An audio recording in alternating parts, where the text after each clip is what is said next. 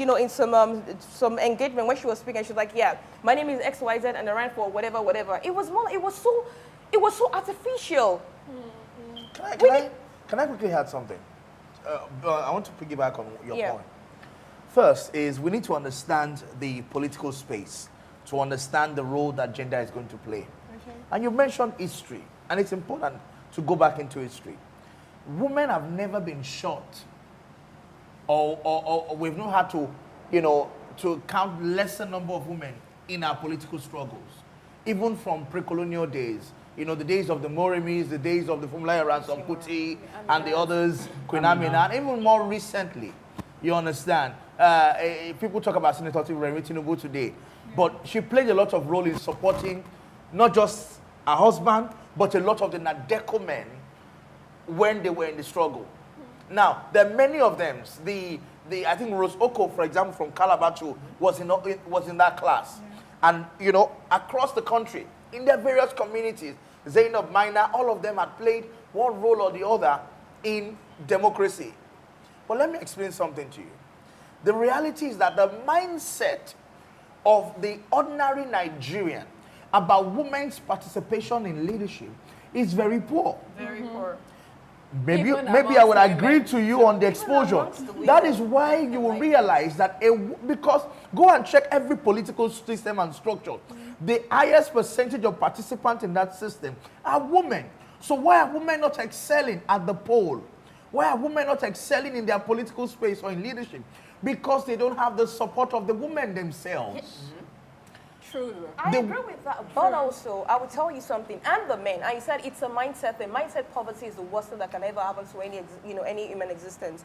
Now, a lady that ran this past election, she said something, and she said, you know, I've done so much for my community. They know me there. They call me, they call her mom, you know, they know her. She's very popular. She's very active. She's, you know, worked with different administrations.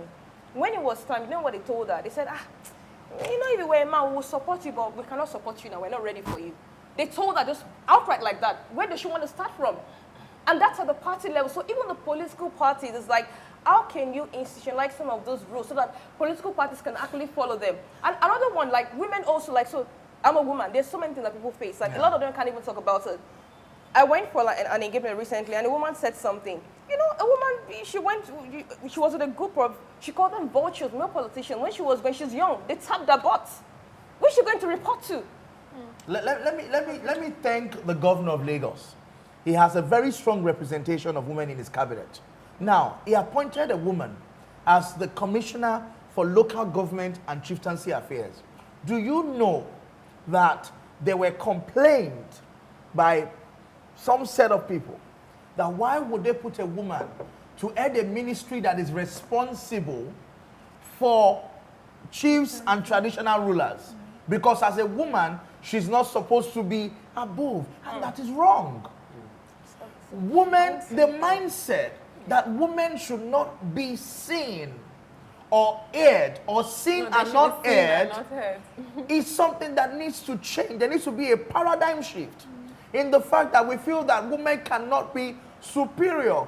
I tell you, I'm happy for my wife to be successful. As a matter of fact, it's a burden-bearing strategy. Thank you. No, thank you. You understand? I was saying to my friend. No, quick one. I was saying to my friend, I said, how's your wife? I said, she just went to Scotland. This is my friend. His wife went to Scotland on a business trip. And, you know, I was like, how's my mother? I said, she's in Scotland, or she just came back. I'm the one doing the nanny with the children. I'm like, wow, well done. It's like, you know, as a man, our children, my first daughter is going to a school of 5 million per term. If I was the only one working, I can't do that alone. But because she can chip in on the table and say, baby, this is 2.5 million. I pull that 2.5 million. It makes life easy for me. You understand? But when they have a mindset, which is also being propagated by a lot of the older generation women who were already used to the mindset of being enslaved by their husband, you find a problem in the younger generation of women being allowed to blossom. You all said a lot of things. And in a polarized society or environment where husband and wife can hardly agree on where to squeeze the toothpaste from, you know, we need to begin to find common ground. And when people begin to abuse power, privilege, and position, it leads to impunity. And soon, that impunity becomes a culture. Now, let's look at the culture and the structure of politics in Nigeria. I won't speak too much grammar. Let us just put our minds back to the industrial age, where you have a bottling company making soda or carbonated drinks. They have an assembly line, machines that have been assembled and purpose-built to produce soda water.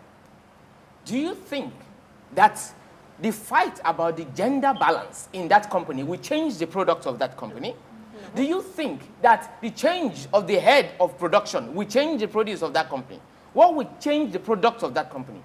The removal of those modular arrangements of machines to put whatever it is that will facilitate the production of what we